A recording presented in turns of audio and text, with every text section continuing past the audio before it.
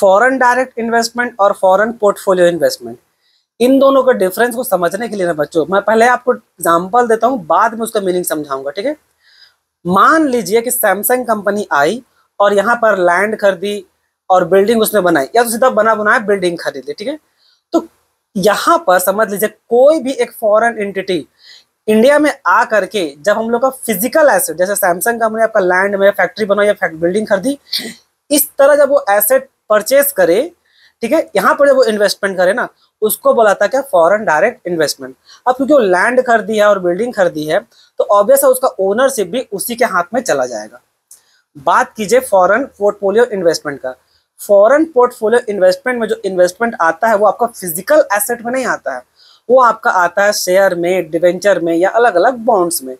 तो किसी भी कंपनी का, मान लीजिए टाइसन नाम का व्यक्ति इंडिया का रिलायंस का शेयर खरीद ले, ठीक है, तो कुछ रिलायंस का शेयर खरीद लेने से वो रिलायंस कंपनी का मालिक नहीं बन जाएगा। तो दोनों में मेन डिफरेंस यही होता है, और भी कुछ आप डिफरेंस अपने से निकाल सकते हैं, जैसे कि अब देखिए ओनरशिप एफडीआई का बात कर रहे हैं। अब ओनरशिप एफडीआई के हाथों में चल जाएगा, सैमसंग कंपनी के पास ओनर चल जाएगा उस बिल्डिंग का, तो ओनरशिप जाएगा या फैक्ट्री का ओनरशिप जाएगा, तो कंट्रोल भी उसी के हाथ में जाएगा ना।